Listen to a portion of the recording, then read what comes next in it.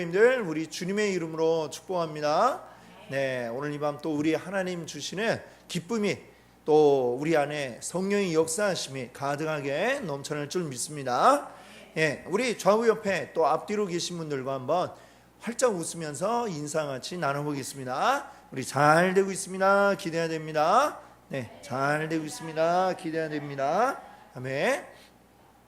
오늘 이 밤 또 우리에게 주실 은혜 우리 기대하면서 또 말씀에서 은혜 누리시기 바랍니다. 이제 우리가 오늘 함께 이제 고린도 전서의 말씀을 보았습니다. 이 고린도 전서 이제 6장인데요. 고린도 전서는 제목이 이야기하고 있는 것처럼 고린도에 있는 교회, 그 교회 성도들에게 보낸 바울의 편지가 이제 고린도 전서입니다. 나중에 또 보낸 편지가 하나 더 성경에 들어있죠. 그래서 그거는 고린도 후서가 되겠습니다. 자, 근데 이 고린도 전서를 쓰게 된, 이 편지를 하게 된 때에 바울은 어디에 있었느냐 하면 이제 학자들이 이제 대략 연구하기를 3차 전도 여행 때, 바울이 3차 전도 여행을 하고 있을 때 에베소에 있을 때에 이 편지를 썼을 것이다, 이렇게 추측을 하고 있습니다. 바울이 3차 전도 여행할 때 이 에베소에서 오랫동안 머물렀죠. 한 2년 반 동안 머물렀는데 그때에 고린도로부터 이제 한 통의 편지가 오게 됩니다. 고린도 교회는 바울이 이제 2차 전도 여행 하던 때에 이제 교회를 세우고 또 사람들을 세우고, 그리고 바울이 떠나간 후에는 또 이제 아볼로라고 하는 또 사역자가 이제 거기에 가서 이제 이 교회를 또 이끌어 나가는 그런 가운데 있었습니다. 자, 근데 편지가 와요. 편지가 오는데 무슨 편지냐? 바울 선생님이 떠나가신 후로 우리 교회 안에 이런 문제들이 있어요. 어떻게 할까요? 뭐 이런 편지가 옵니다. 그래서 당장 가볼 수는 없으니까 이런 문제들은 이런 것 때문에 그렇고 이런 거는 이렇게 대처해야 된다, 이런 문제들에 대한 이 답을 적어준 편지가 바로 이 고린도 전서입니다. 그리고 문제에 대한 답을 적다 보니까 이 고린도 전서를 보면 고린도 교회가 이런 교회가 있을까 싶을 정도로 굉장히 문제가 많아요. 예. 사실은 뭐 이 세상 가운데 있는 교회들이 문제 없는 교회가 어디 있겠습니까? 근데 특별히 또 고린도 교회는 이 문제들을 어떻게 할 건지 문제를 모아가지고 이제 거기에 대한 답을 구하다 보니까 처음부터 끝까지 그냥 문제들만 얘기가 나오죠. 그래서 이 고린도 교회는 아주 그냥 교회 같지도 않은 데구나 라고 할지 모르지만 사실은 모든 교회들이 다 가지고 있는 그런 문제들, 그런 문제들에 대한 해답을 이제 이 바울이 지금 제시해 주고 있습니다. 이 남의 얘기가 아니라 이거 우리 얘기구나 라는 거를 우리가 이렇게 생각하며 받아들이면 또 우리 교회 안에 더 큰 은혜가 있을 줄 믿습니다. 자, 그럼 이제 6장에 이제 얽혀 있는 문제는 뭐냐 하면 그 앞에 있는 5장하고 이제 좀 관련이 있어요. 앞에 5장에 어떤 문제에 대해서 이야기를 하냐면 이제 음행에 대한 이야기를 하고 있습니다. 이제 성적인 타락에 대한 이야기를 하고 있죠. 자, 근데 보면 이제 5장 1절에 보면 뭐라고 얘기를 하고 있냐면 아주 좀 그런 음행이 교회 안에서 굉장히 문제가 됐는가 봐요. 그래가지고 그 이야기를 듣고 편지하기를 5장 1절에 보니까 이렇게 얘기를 합니다. 그런 음행은 이방인 중에도 없는 것이라. 사실은 이 시대에는 성적으로 굉장히 뭐랄까요, 자유분방한 시대였다라고 할 수가 있습니다. 어쩌면 오늘날보다도 더 이제 자유로운 시대였다라고 할 수가 있어요. 그리스 로마의 어떤 그 전통들이 그랬어요. 예. 그리고 굉장히 자유롭고, 그다음에 이제 또 왜냐하면 사람이 이제 좀 여유가 생기면 이제 그 다음에는 이제 문화 예술 쪽이 발전을 하면서 더불어서 향락 산업이 이제 발달을 하게 되죠. 어떻게 보면 오늘날 우리 시대와 굉장히 비슷하다라고도 할 수가 있는데, 이 로마 또 그 전에 그리스나 여기에는 이제 노예 제도가 있었잖아요. 노예 제도. 또 전쟁을 통해서 상대방 국가에서 이제 잡아옵니다. 노예들을. 일은 그래서 누가 하냐면 노예가 다 하고, 그다음에 이제 그 시민들이라고 부르는 사람들은 할 게 없잖아요.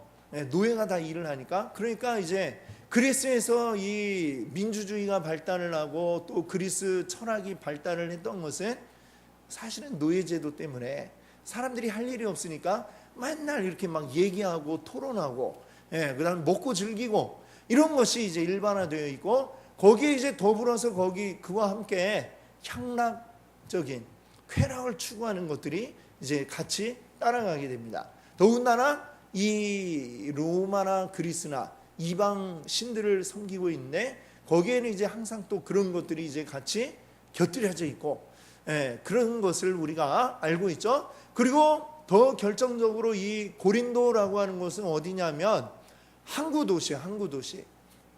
많은 사람들이 오고 가고, 그리고 많은 문화가 여기에서 막 한데 어우러지고 막 짬뽕이 되고, 또 많은 그 사람들이 이제 배를 타고 왔다가 머물다가 떠나가고 하다 보니까 이 고린도라고 하는 도시는 그 시대 항구 도시에는 항상 또 이 매춘 산업이 또 이제 발달을 해 있었다라고 하는 것이죠. 그러니까 사실은 이 고린도라고 하는 도시는 굉장히 이런 것들이 문란한 그런 동네였다라고 이야기를 할 수 있고, 고린도뿐만이 아니라 그 시대의 대부분의 이방 도시들은 다 성적으로 굉장히 이제 우리의 기준으로 볼 때는 문란하다 이렇게 얘기를 할 수 있는 그런 상황이었죠. 자, 근데 이제 문제는 뭐냐면 이 5장에 얘기를 하는 것은, 그래, 고린도라고 하는 도시의 사람들은 그렇게 문란하지만, 그러나 교회의 일원이 된 성도가 된 사람들은 그러면 어떠해야 하는가? 이제 그런 모습들이 바뀌어져야 한다는 것이죠. 그리스도 안에서는 이 성적인 문란함이 아니라 그런 것을 이제 멀리하고, 그리고 한 분 하나님을 바라보고 영적으로나 육적으로나 순결하게 살아갈 것을 가르치고 또 그렇게 살아가도록 하는데, 근데 여전히 이전의 그 습성들을 가지고 더군다나 그 도를 넘어서서, 그래서 1절에 보니까 뭐라고 했어요? 이런 음행은 이방인 중에도 하지 않을 아주 정말 너무나 이 극도로 타락한 그런 행위를 하는 자가 이 고린도 교회 안에 있었다라는 것을 이야기하고 있습니다. 여기에 대해서 바울이 이제 그 뭐라고 얘기를 했냐면 5장 6절에 보니까 이렇게 얘기를 해요. 적은 누룩이 온 덩어리에 퍼지는 것을 알지 못하느냐. 이 음행이라고 하는 것은 뭐냐? 죄다라는 점을 이제 분명히 하고, 근데 그 죄 지은 자를 교회 안에서 가만히 내버려 두면 어떻게 되느냐? 적은 누룩이 온 그 가루를 다 바뀌어버리게 만들어버리죠. 누룩이라고 하는 게. 그러니까 그 죄라고 하는 게 누룩과 같아가지고 온 사람들이 다 죄에 물들게 되고 만다라는 점을 이야기합니다. 뭐 음행뿐만 아니라 사실은 모든 죄가 다 그러한 것이죠. 그래서 어떻게 해야 하느냐?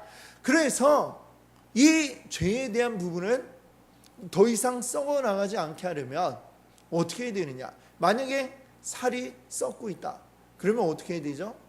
그 부분을 도려내거나 잘라내거나. 그래서 그 뭐 동상에 걸린 사람들 보면, 그 에베레스트 막 등정하고 이런 분들 보면, 산은 오랫동안 타신 분들을 보면 손가락이 없고 발가락 없는 분들이 많이 있어요. 왜 그럴까요? 이제 산에서 동상에 걸렸는데, 근데 그걸 가만히 내버려 두면 어떻게 돼요? 동상에 걸렸다는 것이 살이 썩어 들어가기 시작하는 건데, 가만히 두면 점점 이제 더 못 쓰게 되는 거죠. 그러니까 그것을 잘라버리게 되는 그러한 일들이 있죠. 자, 마찬가지로 이 죄라고 하는 누룩이 우리 가운데 있을 때에 가만히 내버려 두면 우리 모두가 다 죄에 오염이 된다라는 것이죠. 그러니 이 누룩을 덜어내고 빼내고 잘라내야 된다라는 이야기를 하는 것입니다.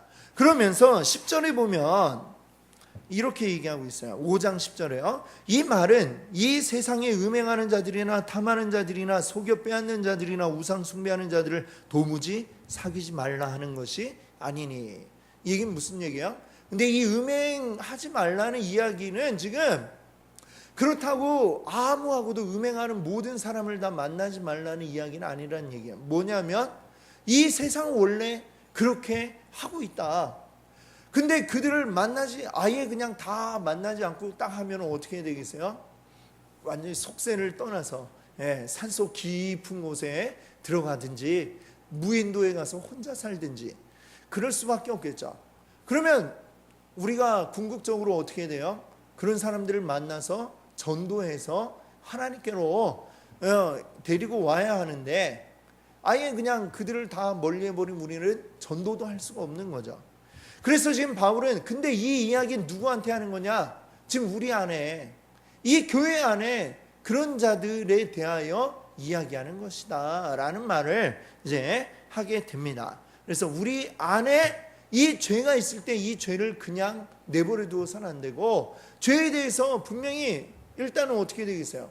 죄 지은 자에게 이것은 죄입니다 라는 것을 깨닫게 하고 그가 돌이킬 기회를 주고 돌이키도록 권면을 했는데도 도저히 듣지 않는다면 그 부분에 대해서 처벌을 해야 한다라는 이야기를 하는 것이죠. 자, 그런데 그러고 나서 6장으로 이제 넘어왔죠. 근데 6장 오늘 11절까지 읽었는데 그 읽은 뒤에 12절에 보면 또 이제 음행에 대한 이야기를 하고 있어요. 근데 오늘 우리가 읽은 부분에서 음행이 아니라 다른 이야기를 하죠. 뭐냐면 세상 법정에다가 어떤 교회 문제를 이제 고소하고 소송을 벌이는 이런 문제에 대해서 이야기를 하고 있습니다. 이 이야기가 왜 그 사이에 들어갔을까 생각을 해보면 이 문제가 이 어떤 소송에 얽힌 문제가 지금 교회 안에 벌어졌는데 그것이 아마도 이 음행과 관련한 사건 때문에 이 소송이 벌어졌구나 라고 하는 것을 우리가 짐작을 할 수가 있죠. 아마도 그 문제 때문에 막 싸움이 나가지고 그것 때문에 이제 말하자면 세상 법정에다가 서로 고발을 하고 지금 법정에서 다투는 이런 문제가 있었구나 라는 것을 우리가 알 수가 있습니다. 자, 그래서 이제 바울이 이제 그 문제에 대해서도 같이 이야기를 하는 거예요. 그래, 너희 안에 이런 문제가 있었는데 이게 그냥 그만 세상 법정에 가서 지금 재판을 하고 있다지. 사실 이 로마 시대에는 굉장히 이 법이 발달을 해 있었습니다. 요즘 같이 정말 그 시대에도 어떤 사법 제도가 굉장히 발달을 했고 그 시대에도 변호사가 있고 이런 요즘하고 똑같다고 우리가 보면 될 것 같아요. 그래서 고발을 하고 고소를 하고 이런 일들이 아주 오늘날처럼 일어나고 있었는데 거기에 대해서 바울이 뭐라고 이야기를 하고 있느냐 1절에 보니까 6장 1절에 보니까 바울이 이렇게 얘기합니다. 중간에 보시면 구태여 불의한 자들 앞에서 고발하고 성도 앞에서 하지 아니하느냐.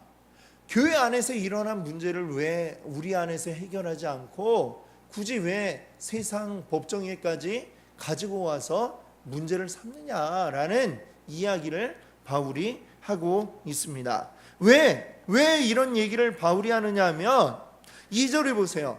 성도가 세상을 판단할 것을 너희가 알지 못하느냐. 이게 무슨 얘기냐면 마지막 때에 이 세상의 마지막 때에 예수 그리스도께서 다시 오시죠. 그리고 이 세상을 심판하시겠죠. 그때에 믿는 자들에게 하나님이 주신 권세가 뭐냐? 아들의 권세를 우리에게 주셨다. 성경이 그렇게 이야기하잖아요. 그렇죠? 그 날에는 우리 모든 성도들이 다 함께 그리스도와 함께 우리도 부활하여서 그 심판의 자리에 함께 할 것이다 라는 게 성경의 가르침이죠. 그럼 뭐예요? 우리가 이 세상을 판단하여서 그 심판할 때에 함께 한다라는 것이죠. 자, 우리는 그런 존재들이다라고 바울이 이야기하는 겁니다. 성도가 세상만 판단하느냐? 3절에 보면 또 누구도 판단하느냐? 우리가 천사를 판단할 것을 너희가 알지 못하느냐? 하나님이 만드신 피조물들, 그 피조물 가운데 우리 사람은 아주 특별한 위치에 있다라고 하는 것입니다. 다른 피조물들과는 다르게 하나님의 형상을 닮은 것이 우리 사람이고, 그렇기 때문에 우리는 하나님과 함께 모든 다른 피조물들을 심판하는 그러한 날이 올 것이다 라고 성경이 말씀하고 있는 것이죠. 우리에게 그런 하나님의 특권을 부어주셨다라고 성경은 말씀하고 있습니다. 바울은 지금 그 특권에 대해서 이야기를 하고 있어요. 너희들이 이 세상을 심판할 사람들이 아니냐, 바로 우리 성도들이 그렇다라고 하는 것이죠. 그렇다면 우리 세상을 판단해야 될 우리가 왜 세상 가운데 우리를 판단하도록 그렇게 우리를 맡기느냐라고 바울은 지금 이야기를 하고 있는 것입니다. 자, 그러면서 5절에 보면 뭐라고 하느냐? 너희 가운데, 중간에 보세요. 너희 가운데 그 형제 간의 일을 판단할 만한 지혜 있는 자가 이같이 하나도 없느냐? 우리 가운데 있는 문제를 우리 안에서 판단할 수 있는 지혜로운 자들이 분명히 있는데 왜 그 안에서 해결하지 않고 굳이 밖에 나와가지고, 더군다나 이 문제는 어떤 문제예요? 교회 안에 일어난 문제, 교회 안에서 일어난 문제를 하나님도 모르는, 교회에 대해 알지 못하는 자들에게 재판을 받으면 그들이 제대로 정확하게 공정하게 재판을 해줄 수 있는가? 가능할까요? 그것이 가능하지 않다라는 것입니다. 그런데 그러면 알지도 못하는, 우리 문제가 뭔지도 모르는 그 사람들이 가서 재판을 받는 이유가 뭐냐? 우리 안에 그것을 판단할 만한 지혜로운 사람들이 없느냐라고 이렇게 바울은 반문하는 것이죠. 그 말은 있다. 교회 안에서 이 문제를 다루고 교회 안의 문제를 교회 안에서 그것을 다루어서 그것을 재판하여서 문제에 누구에게 치우침이 없이 공정하게 하나님의 공의롭게 그 재판을 하면 되는데 왜 그렇게 하지 않고 세상 가운데 이 문제들을 가지고 나가느냐라고 이렇게 바울은 이야기하는 것입니다. 그러면서 이것은 잘못된 것이다 라는 얘기를 하죠. 7절에 보세요. 7절에 뭐라고 했냐면 너희가 피차 고발함으로 너희 가운데 이미 뚜렷한 허물이 있나니, 교회 안에서 일어난 문제를 가지고 세상 가운데 서로 막 고발을 하는, 피차 고발하는 이 사람들은 무엇이냐? 서로에게 허물이 있다. 너희들은 잘못한 것이다 라고 이야기를 합니다. 그러니까 바울이 덧붙여가지고 이렇게 권면을 해요. 그 뒤에 뭐라고 했냐면 차라리 어떻게 하라는 거예요? 불의를 당하는 게 낫지 않겠느냐. 교회 안에서 막 누구에게 내가 억울한 일을 당했다, 그걸 가지고 세상 법정에 나가서 다투느니 차라리 그냥 억울함을 가지고 있는 게 낫지 않겠느냐. 차라리 속는 것이 낫지 아니하냐. 차라리 네가 속아 넘어가라 라고 바울은 이렇게 이야기하는 겁니다. 내가 막 억울하게 일 당하는 게 좋아요, 안 좋아요? 안 좋죠. 안 좋은데 차라리 세상 가운데 나가가지고 그렇게 하느니 그냥 네가 속아 넘어가고 네가 손해를 봐라. 그것이 훨씬 어떻다는 거예요? 바울이 볼 때 이게 훨씬 더 덕스럽고 그것이 더 하나님의 자녀다운 모습이다 라고 얘기하는 겁니다. 그만큼 바울이 볼 때는 이 교회 안의 문제가 세상 가운데 나가는 것이 너무나도 이것은 덕의 측면에서도 좋지 못하고, 그리고 세상 사람들이 교회를 우습게 보게 된다는 것이죠. 아까 말씀드렸지만 마지막 날에 성도들이 어떻게 한다고요? 세상을 심판한다고 그랬어요. 세상을 심판하려면 적어도 세상보다 어때요? 더 나아야죠. 더 나은 모습을 가지고 우리 성도들이 살아가야 되는데 더 나은 게 아니라 오늘날 보면 어때요? 더 못해. 더 못해서 막 도리어 손가락질을 당하고 있네. 근데 이게 오늘날만의 문제가 아니라 지금 이 바울이 살던 이 고린도 교회의 모습도 역시 그런 모습들이 분명히 우리 가운데 있더라라고 하는 것이죠. 근데 사실 우리가 하나님 믿는다고 해서 우리가 완전하게 성화되는 게 아니에요. 성화라고 하는 것은 우리가 거룩해져 가고 있다는 거죠. 아직 거룩한 상태는 아닙니다. 그리고 우리 거룩해져 가는 중간 과정이죠. 그러다 보니까 여전히 우리 안에 이 육신의 죄악된 모습들이 남아가지고 또 막 내 안에 혈기도 남아가지고 혈기도 나오고 막 싸움도 하고 성질도 부리고 이런 모습들이, 또는 여전히 우리가 남을 속이거나 그런 죄를 범하는 모습들이 이 교회라고 해서 없는 게 아니다라는 것이죠. 우리들은 여전히 죄악된 모습이 남아있기 때문에, 그러나 거룩해져 가는 중이죠. 점점 그런 모습들이 주님 안에 있는 자들은 점점 줄어들겠지만 그래도 남아있다는 것이죠. 그러다 보니 다툼의 여지가 분명히 교회 안에도 있습니다. 있는데 이걸 가지고 그대로 밖에 가서 보여주면 사람들은 무엇을 보느냐? 자기들도 똑같으면서 얘기하기를 아유 저 교회 다니는 사람들이 저래 이러면서, 그게 결국 어떻게 되냐면 하나님 영광을 가리우고 교회, 예수 그리스도의 몸된 이 교회를 아주 별 볼 일 없는 것처럼 우리가 그렇게 세상 가운데 선전을 하는 것이 되고 마는 것이죠. 우리 베드로전서 2장 9절에 뭐라고 그랬어요? 아름다운 하나님의 덕을 선전하게 하려고 우리를 부르셨다라고 말씀하고 있지 않습니까? 근데 우리가 하나님의 덕을 선전해야 되는데 그게 아니라 우리의 죄악됨을, 우리 연약함을 막 선전하고 다니면 안 된다라는 게 바울의 이야기죠. 그러니까 그렇게 하지 말고, 그러느니 차라리 네가 재판에서 이긴다고 해서 그게 뭐가 좋으냐? 하나님의 얼굴에는 먹칠을 하고 너는 재판에서 이기면 그게 잘 된 거냐? 그렇지 않다라고 바울은 이야기합니다. 그러느니 차라리 네가 속고 네가 그냥 억울하게 당해라. 그것이 어떻게 보면 하나님의 입장에서 하나님의 덕을 나타내는데 훨씬 도움이 된다라고 바울은 그렇게까지 이야기를 하고 있습니다. 그래야 하는데 도리어 우리는 어떠하느냐? 8절에 보니까 너희는 불의를 행하고 속이는구나.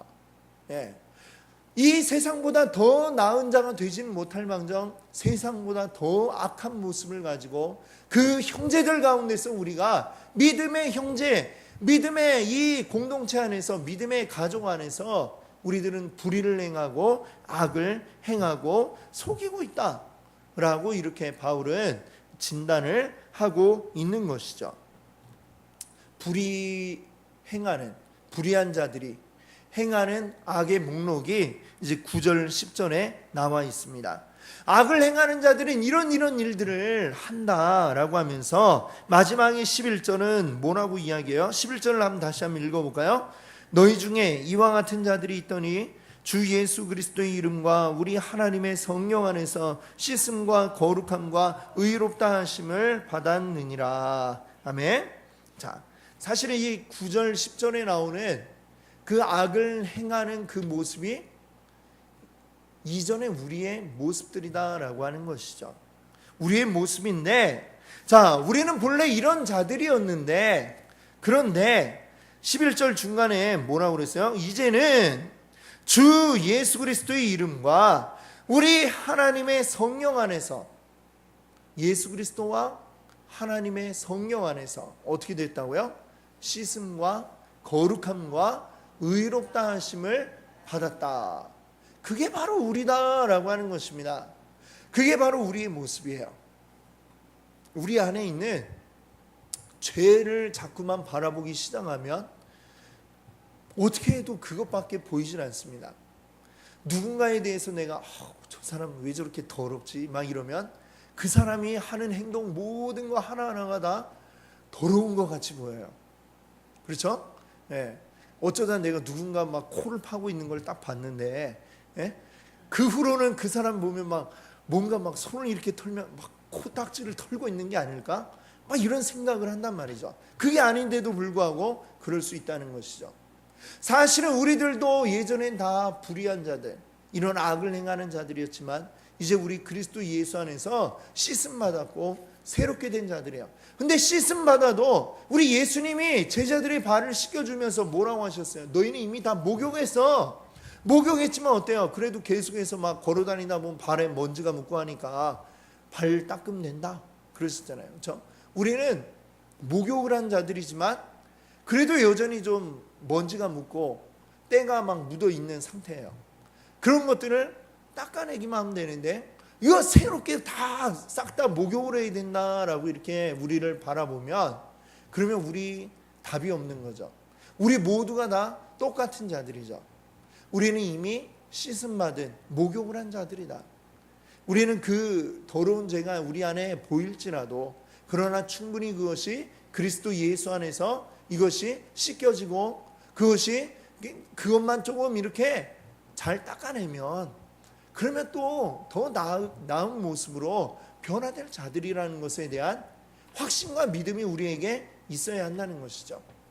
그리고 그 믿음 안에서 우리가 이 믿음의 공동체 안에서 그 믿음을 가지고 또한 사랑을 가지고 이 사람은 나의 원수가 아니라 나의 사랑하는 내 한 몸을 이룬 지체라는 사실을 우리가 기억하면서 그들을 사랑하는 마음으로 이 죄의 문제를 접근해야지 그 사람을 뭐 이렇게 모욕을 주고 그 사람을 아예 막 여기서 쫓아낼 이런 자세를 가지고 접근을 해서는 안 된다라고 하는 것이죠. 그러니까 먼저 우리 안에서 이 죄의 문제들에 대해서 죄악된 자들이 있을 때에 거기에 대하여 사랑으로 먼저 권면하는 것이 필요하다라는 것입니다. 그래서 사실은 이 교회, 이 장로교회에는 그게 있잖아요. 원래는 7위라는 게 있어요. 7위. 교회에서 이제 7위. 7위라는 건 뭐냐면 죄에 대해서 이제 말하자면 이제 어떤 그 재판 같은 오늘 이야기한 것처럼 우리 안에 공동체 안에 죄가 있을 때에 그것이 드러났을 때 그걸 어떻게 할 것인가에 대한 이런 것들이 있다라고 하는 것이죠. 작게는 이 교회 안에 그리고 또 그것이 커지면 노회 더 모이면 총회 안에 이런 절차들이 다 있도록 되어 있습니다. 근데 이 7이라고 하는 것이 지금 말씀드린 것처럼 이것이 어떤 막 누군가를 제거하기 위한 그런 방편으로 7위가 만들어진 게 아니다라는 것을 알아야죠. 오늘 바울이 이야기한 것처럼 우리 안에서 먼저 따스한 사랑 안에서 이 죄에 대하여 당신의 이 모습이 죄인 걸 알고 있습니까? 모른다면 깨닫게 하고 그것을 알고도 했다면 이것은 죄인데 계속하면 안 돼요 라고 권면을 해주고 그래서 그 사람이 바뀌어지고 주님 안에 있는 자라면 그것을 깨달음으로 바뀌어지고 변화되어서 죄를 버려버리고 온전한 그리스도의 자녀로 살아갈 수 있도록 만들어주는 것이 그것이 진정한 이 교회 안의 7이다라는 것을 이야기하는 것이죠. 사실 오늘날 우리 교회들 우리가 많이 접하잖아요. 교회 안에 막 다툼이 나고 그래가지고 막 세상 법정에서 막 그 싸우고 막 대법원까지 가고 그리고 그런 이야기들이 막 뉴스에 막 나오고 얼마나 많이 듣습니까? 그렇죠? 사실 이 바울이 봤다면 정말로 우리에게 얼마나 큰 실망을 했을지 알 수가 없습니다. 오늘날 우리 교회 모습은 정말 바울이 볼 때는 너무나 부끄러운 모습이죠. 왜 이렇게 되었을까라는 것을 생각을 해봅니다.